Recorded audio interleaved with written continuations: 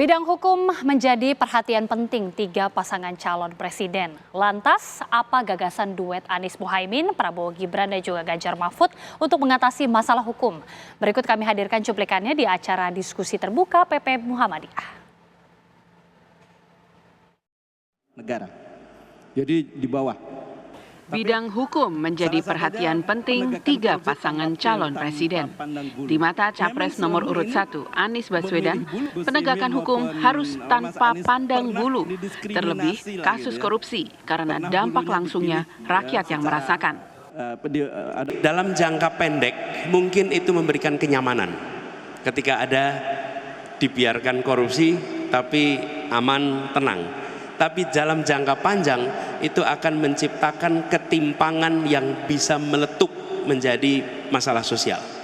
Kenapa?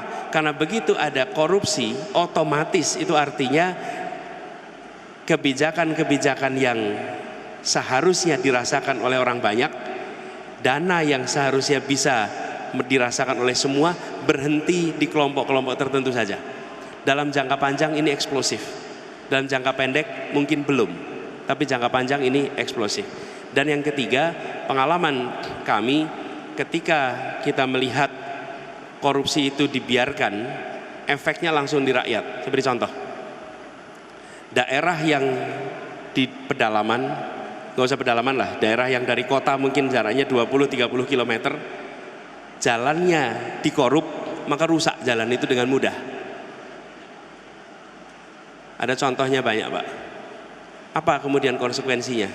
Peternak-peternak yang memproduksi telur misalnya, itu ketika perjalanan 20-30% telurnya itu rusak di jalan, Pak. Orang tidak nyambungkan mahalnya harga telur dengan korupsi. Padahal kenapa harga telurnya di pasar mahal? Karena dia hanya bisa melakukan 70%, 30%-nya rusak di jalan. Kenapa rusak di jalan? Karena jalannya dikorup.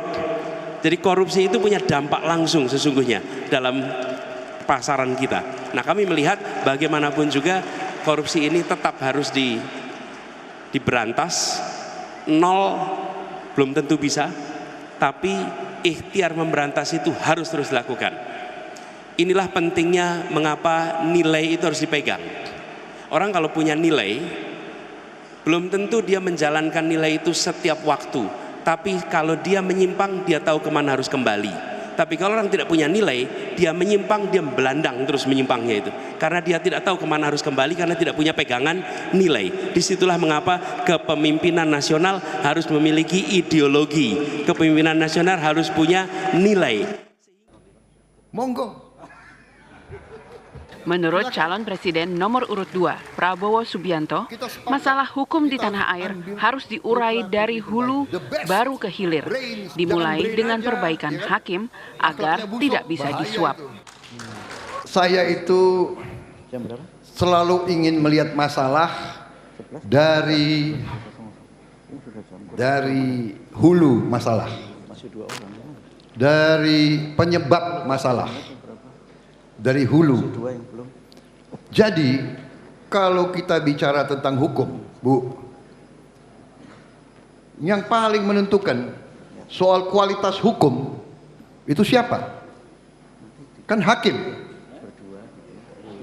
Hakim. Apakah itu hakim Mahkamah Agung, hakim Mahkamah Konstitusi, hakim Pengadilan Tinggi, Pengadilan Negeri, hakim. Nah, kunci masalahnya, Bu, menurut saya adalah bahwa hakim-hakim kita harus kita jamin hidupnya supaya tidak bisa disogok.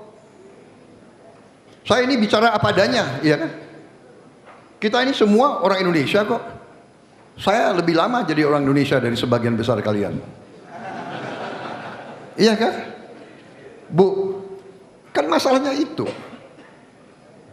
Jadi kuncinya ini kembali yang dicanangkan Pak Jokowi.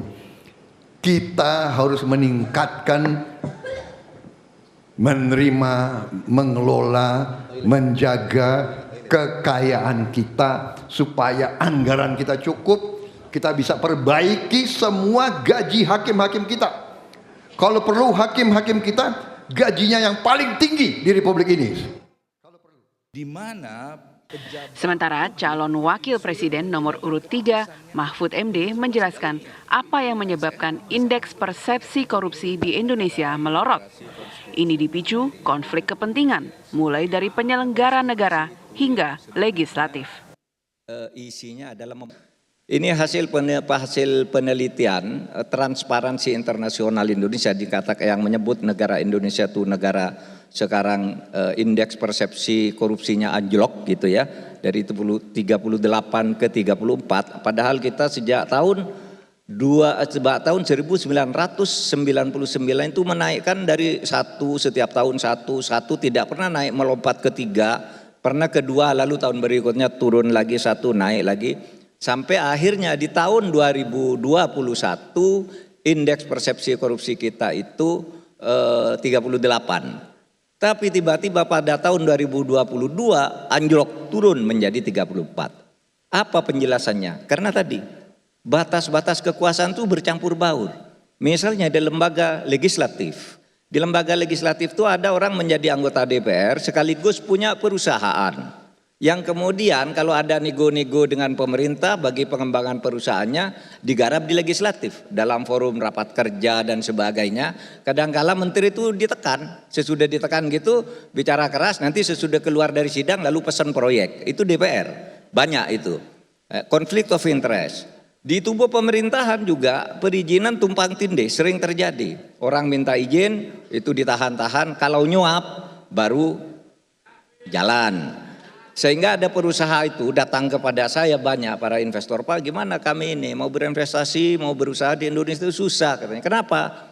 Yaitu kalau kami tidak nyuap kami kalah di dalam setiap usaha proyek, dikalahkan ke orang lain yang nyuap. Tapi kalau kami nyuap lalu diketahui oleh civil society, kami yang ditangkap. Gaji gurunya Pak. Tim TV One mengabarkan. Lalu dia masih dapat 10% tambahan.